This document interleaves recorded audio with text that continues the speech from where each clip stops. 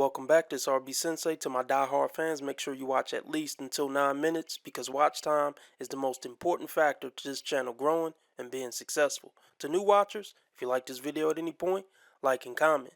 Be sure to follow me on Rumble, Discord, or Twitter, links below, because who knows how long they're going to let me stay on the tube. Now let's get into this ridiculous nonsense. I'm talking to the dusty, dirty, can't ever get a man, miserable vagina bitches who think we the same, because we not.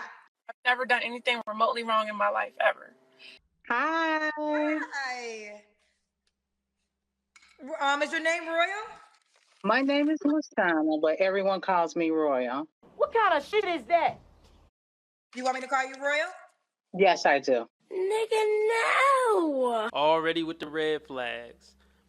If a woman has an alias at 40 plus, just don't mess with her, man. Especially if that alias is Queen something, Royal something, Regal Goddess or anything like that. Nah, man. You don't want anything to do with that. Narcissism on another level. Like, how you gonna look at somebody with a straight face like, call me Royal? Like, no, I'm not calling you Royal. Get the fuck out of here. Like, no. Somebody done told you wrong.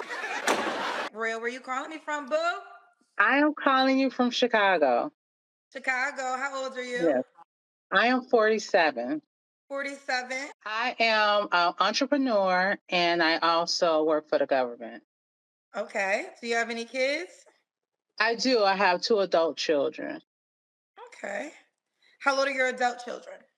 25 and 32. My name is Victoria, and I'm 15 years old, and I don't care what my mama says, I'm gonna have a baby. 25 and 32. Both by the same man? Both by the same man. You ever been married? Twice. You don't find that suspicious? Based on how she just told the story, she wants us to believe she was a teen mom, out of wedlock, and then married that same guy at some point down the line, which is very rare. But I guess we'll roll with it. I'm only playing your fucking game because ain't shit else to do. I just got the divorce in January, but I've been of this year. So but is January like 15? I know. Y'all killing me with this. Y'all trying to kill me. I know. The beginning of the year. So you've been but you're officially divorced, not separated. I'm officially divorced, but I've been separated for 3 years. So why wouldn't you just say, I got divorced 2 weeks ago? It's January 15th when this was recorded, and she say, oh, my divorce was finalized January. Who would word it like that? Why not say, my divorce was finalized 2 weeks ago? Nobody knows why liars lie. We're good friends and everything, so it was not a messy, bad divorce or anything like that. So, yeah. My first husband was a good man, and I divorced him. AKA, I divorced my husband for an unjustified reason. That's what that means. It wasn't a messy divorce. We still cool. We talk all the time. AKA, I left him for a reason that God wouldn't find justified. Bars. But one thing I want to touch on while I got it paused, and I'm sure all of you hate when I keep pausing, but oh well. Find another channel, damn it. Because I feel like I'm a badass motherfucker and I can do what I want. She came on here in her pajama outfit. What do these women expect to attract when they put no effort in whatsoever? I'm going to tell you what this means. It means she don't think a man worth much effort. They're asking for these top 10, top 5% guys, but in their mind, all the top 10% guy deserve is pajamas on. All these women want top tier guys, but when you come top tier, even if you show up in their life as top tier, that's just the bare minimum. You were supposed to do that. I deserve that. You don't get any extra points. You don't get a cookie or a cupcake for showing up as a top 5%er. Yeah, and that's how you were supposed to come. You know what I mean? It's not like if a top percentage guy came into these women's life, they would bow down and be like, oh my goodness, I'm so grateful I found you. I'm not worthy. I'm not worthy. Can I get you something? Can I cook you something? Can I rub your back? No. That's just the door charge. You still got to keep her excited. You got to make her happy. You got to be entrepreneurial spirited. All that. Oh. Fuck all that. Nah, ain't no fuck all that. Officially divorced about 11 days ago. Yes. What kind of man are you looking for? I am looking for someone that's ambitious, someone with an entrepreneurial mindset, Someone who is just ready to settle down. I am looking for a long-term relationship. I like to be in long-term relationships. And someone who likes the outdoors, likes to work out. Yeah. So, you know they're going to say, you want to be in a long-term relationship, you got a divorce. So why'd you get a divorce? Do you want to share? Oh, Lord. I know. If she says something intelligent, I'll give her credit for it. But I'm willing. It's going to be some dumbass shit. I got a divorce because I will say we were two good people that just moved in two different directions. What did I just tell you, motherfucker? Yeah, he didn't have the entrepreneur type of, and I'm not saying that is a deal breaker, but we did have money is an issue these days, and sometimes people don't want to gamble, or that's what he called it, gambling. And that's what the fuck it was, because you had some stupid business idea and he didn't want to throw his money away on it, so you divorced him. Because he didn't want to invest in your get-rich-quick scheme, because he actually thinking about retirement and stability. You can't make this stuff up, y'all. But keep in mind, she said it ain't a deal breaker. Oh, it ain't a deal breaker if a man don't have an entrepreneurial mindset, but you just stated that as the reason you divorced your husband who was a good person? They're a joke. They're not to be taken serious under any circumstances. And these are the people who have the ability to vote in who's going to have the codes, if you know what I mean. That's what he called it, gambling with money. And yeah, so it was that difference that was the deal breaker for us. I'm not saying that is a deal breaker. What are your deal breakers outside of what you went through with your last husband? My deal breakers is just someone that's not honest, someone that's not ambitious, someone that's not aware of their mental health, aware of their mental health. And yeah, stuff like that. I don't want no crazies or anything like that. Someone who is just in tune with their mental health, and it's okay for men to be in tune with that. Should the guy look a certain way? Look neat. You know, someone that's neat, someone that is, hygiene is nice. And other than that, I don't have no preference really on looks. As long as you're at least decent, nice looking, Okay. Yeah. Do you want access to 2 to 3 exclusive live streams a week that won't be available to my regular subscribers? Not really, no. Are you tired of listening to these stupid ads? Yes. Do you want access to over 70 exclusive unseen episodes? No. No need. Do you want to see my videos at least one day early and be a complete alpha Chad? Or a G'd up Tyrone? What kind of shit is that? Then I got news for you, champ. For $5 a month via Subscribestar or Patreon, you can get all that. And if you want the convenience of staying on YouTube, you can join the YouTube membership for $10 a month. Man, get the fuck out of here, nigga! Should he make a certain amount of money?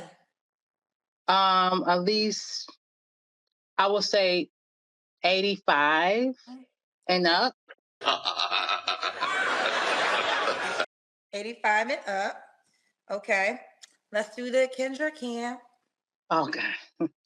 So I am in my pajamas. I did put on pants because my shorts was just too short. Okay. But Oh, that booty is sick. Grow the fuck up. Grow up. Kendra, on some episodes you say, you ain't gotta turn around, girl. Y'all be showing me them booties. You ain't gotta do all that, girl.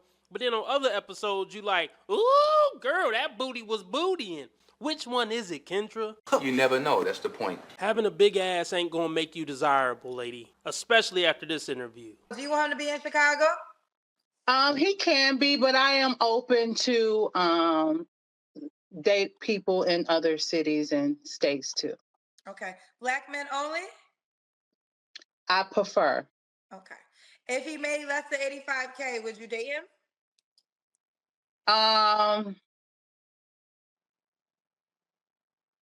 Yes. I would. I would consider, yes.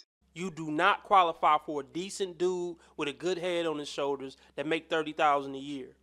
So don't cock your head to the damn side trying to ponder if you'll give a man who make under 85K a chance. I think the just got a lot of fucking audacity.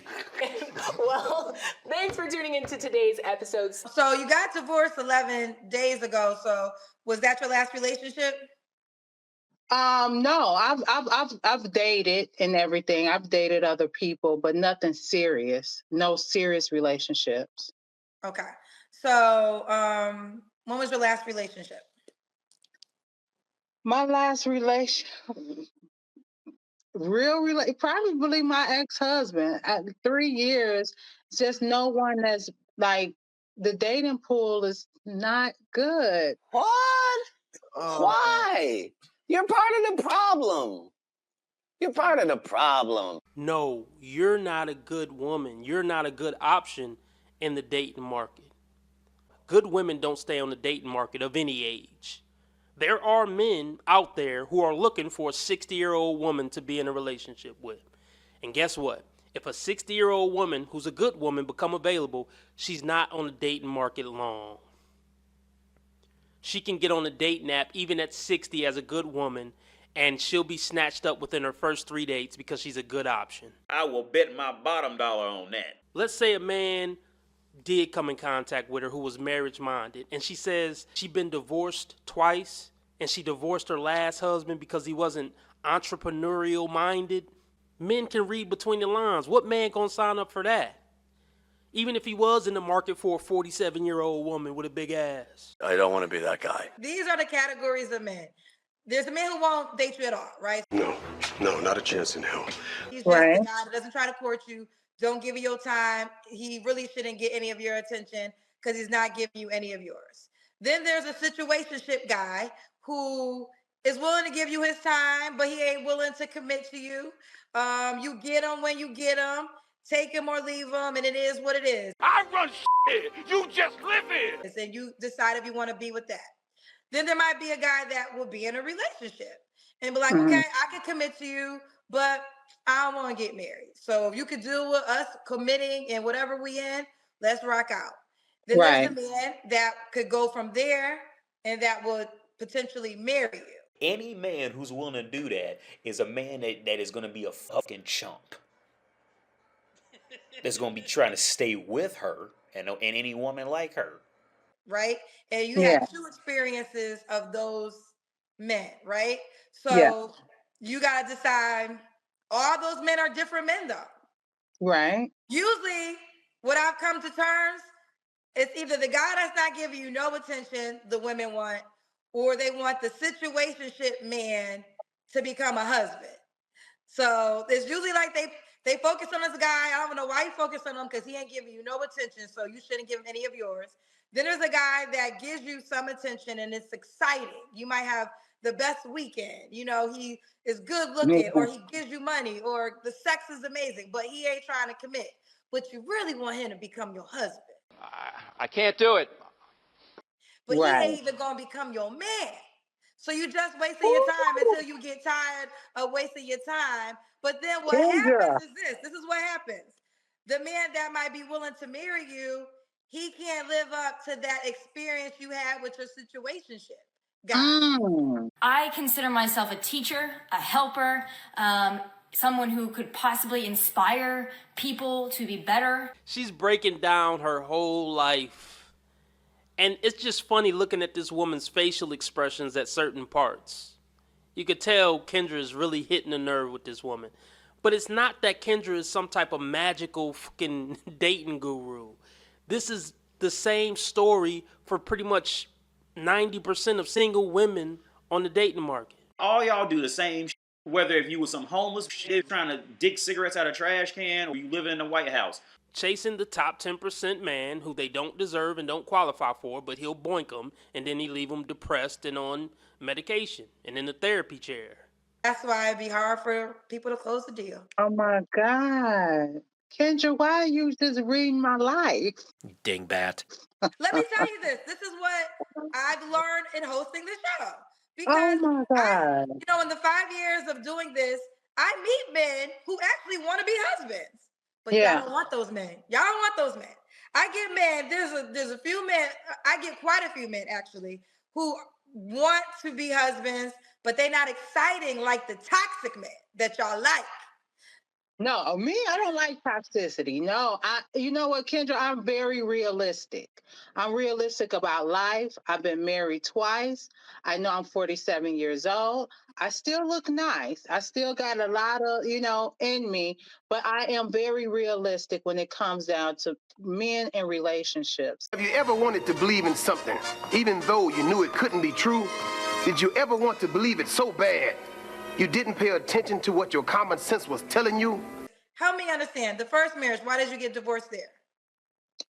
The first marriage I got divorced because he was a little bit of a male chauvinist. I think and I don't want to talk bad about because he wasn't a bad person. He just wasn't for me. Buy a dog, die alone, because no man deserves to suffer you. You shouldn't say that about a woman. Why can't you say women are wrong when they're wrong? You want to be making moves on the street, have no attachments, allow nothing to be in your life that you cannot walk out on in 30 seconds flat. Okay, first of all, I didn't miss the red flags. I looked at them and thought, damn, that's sexy. And that's my problem.